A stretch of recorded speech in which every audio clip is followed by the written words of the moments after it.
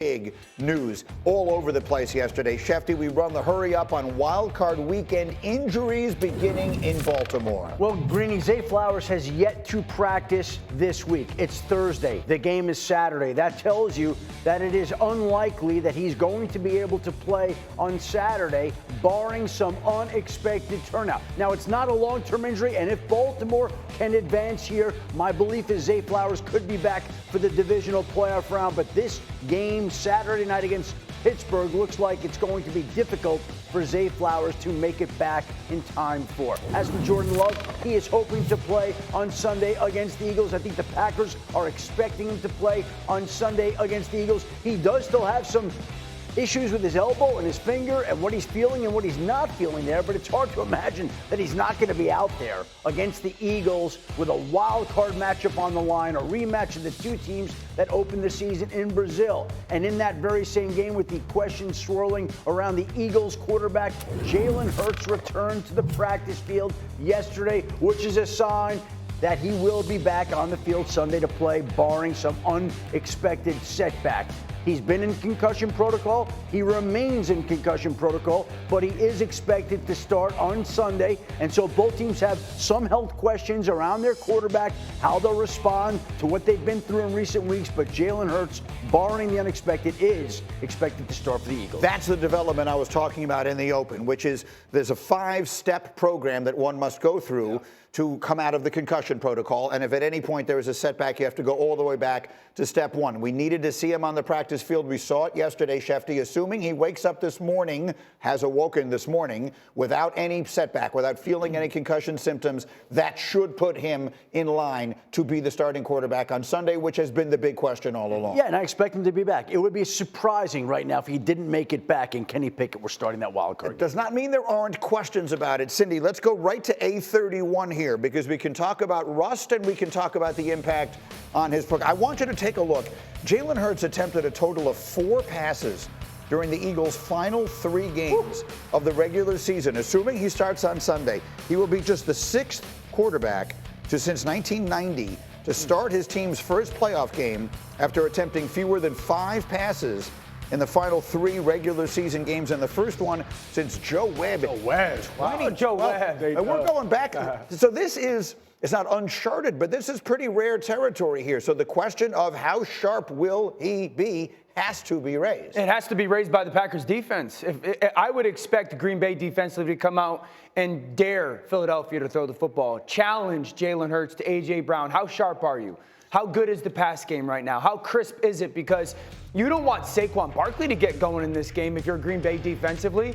Now, you don't match up well on the perimeter. I get all that. Yeah. But I certainly am not going to allow Philadelphia at home to start running the football in this game and easing Jalen Hurts into it. I'm going to challenge Jalen Hurts in that pass game. How sharp is it? Because the best opportunity for Green Bay to not only hang in this game, but win in this game is for them to catch Philly starting slow, which they have at times this year, and they jump them. What do you think from a defensive standpoint? What he's saying is accurate, but from the standpoint defensively, we always would go into a game, and you say it every week, you have to stop the run. Well, when the other team has a 2,000-yard rusher, you have to stop him. But if I'm Kellen Moore, I'm sitting back and I'm saying, you know what? If you want to dare our quarterback to throw the ball, go ahead. The last time this came up with passing after the Carolina Panthers game, they went in and they punched Pittsburgh in the mouth, and a lot of that was throwing the ball on the outside too in A.J. Brown. Yeah. And when you talk about this of matching up on the outside, that game that we're watching in Brazil right there, Jair Alexander was out there for the Packers. He shadowed and followed A.J. Brown that entire game. Now, Valentine and Nixon have done a really good job at that corner spot. But if I'm Kellen Moore, if you want to challenge us on the outside, I'll take A.J. Brown and Devontae Smith and throw the ball to those guys that feel confident. The nice thing is Philadelphia's pass game is not a pass game. EJ, you know this. It's like super timing-centric, super rhythm-centric. So often the freshness of it or the crispness of it, that's what matters the most. Philadelphia's is a little bit more like big play-centric or one-on-one centric, and so that gives me a little bit a hope that the pass game should not be as impacted as it would some others. And that's a good thing for Jalen, especially if you've been out for a few weeks. And if you want to take one-on-one shots to A.J. Brown or Devontae Smith, give those guys opportunity to make plays. But I'm saying give the ball to Saquon 30 times. Why not? I mean, ride him. He's been your bell cow the entire season, 2,000-yard back, like you just said, J-Mac. I would lead with him first and then have some play action passes to get Jalen back into the We know he's rested. Yeah. Right. The entire football world knows last week. he's rested. That's why if I'm Green Bay, this game will be decided in the first quarter.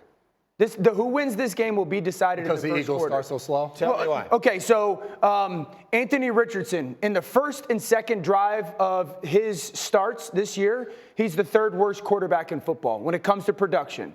And the second worst quarterback is Caleb Williams. You know who's the worst quarterback in the opening 2 drives of the game? Jalen Hurts. Jalen Hurts. Wow.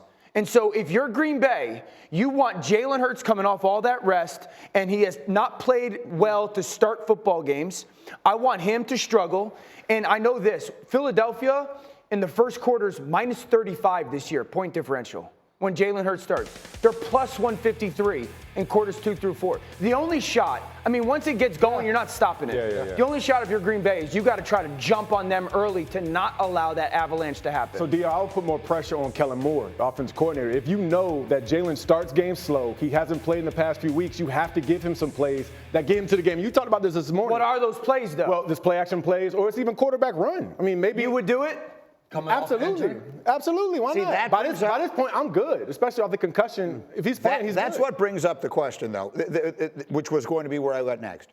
A concussion is not like having a numb, well, I guess a numb fingers would be very bad for a quarterback, but a knee, an ankle, or whatever the case may be.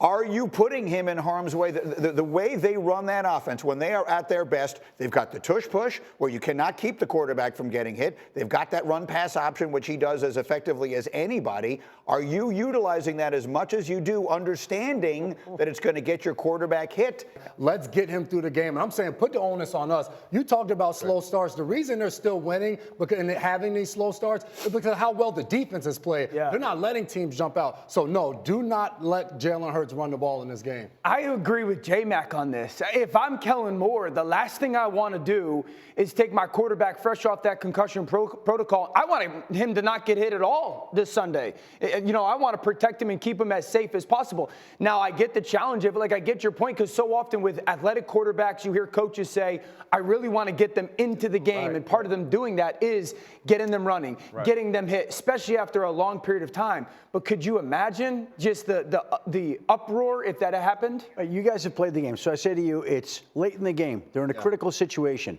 It's 4th and inches. Late in the game, I'm good. Hold on. Oh, so now are you good? Yes. That's what I'm saying. Now we can put him at risk, right? Late in the game. Okay. Late in the game, it's win or go home. Yeah, absolutely. Hold on. Okay, so now you're telling me you don't want him doing anything, but if the game's on the line, then okay. Yeah. But it's a playoff I'm not game. doing it the first. So why is he not doing it the whole time? Because I want to. The game. He wants him in at the end of the game. Look, because the Eagles' goal is to win a Super Bowl. Right. And they have to win 4 games to do it. And if you lose, I mean, I hear what you're saying, but I mean, the Eagles, what is their big slogan? We're first and 9. Can I say something? It's football. Right. Like, he's at risk in the beginning of the game or the end of the game. But I don't need to exacerbate that risk. You play your game. If you're playing, you're playing. If he scrambles, and do your thing. I'm from the huddle. We're not breaking the huddle, and the play design is to run Jalen Hurts with the possibility that the defensive end is going to. We got a 2,000-yard back. First quarter, let's see if we can get it with him. And that's why I said give him 30 carries. Yeah. Exactly. You start with Saquon Barkley, but ultimately the best thing about Jalen is his dual threat ability. So at some point, you got to let him run the football and do what he does best. So what we're saying is you want to see if we can win the game with just Saquon. Absolutely. Let Saquon fair. win I this game understand if we can. And then quickly, let me just spin it to the other side. I mean, Jordan Love, you sound less, like I always try and get he's going to play. No, I get that he's going to play. But he even acknowledges that he's feeling some things in his finger and his elbow. So he's not 100%, but he's going to be out there. And just like you want to challenge Jalen Hurts, let's see if that impacts his throwing in any way, shape, or form on Sunday. I got 2 quarterbacks sitting here. I mean, what does it mean if I'm feeling things in my finger and my elbow? Nerves. Yeah. I understand that. I mean, I don't like the sound of that. I was around Matthew Stafford, and he dealt with some grip stuff at certain times in his career, whether it was elbow and or fingers. The big adjustment that he would make, and he was plenty capable of doing it, he would wear a glove at times to just add some extra grip. And so I would anticipate maybe Jordan Love doing something like that. If he's going to play, I would imagine he's plenty capable of making all the throws that they need him to. I thought Dan was going to say we can only allow him to throw short, but then if we need it's 3rd and long late in the game, then we'll let him throw the ball long. I hate you. Schefty. Yeah, I agree to the glove thing, though. I do agree to the glove. Yeah. Although the glove does take a little bit of adjusting to. Yeah. It's not like you just roll out there Sunday morning and you throw on a glove, you can just throw. So maybe he's practiced with it. As Michael Jordan once said, I didn't have any problem with the glove. Okay.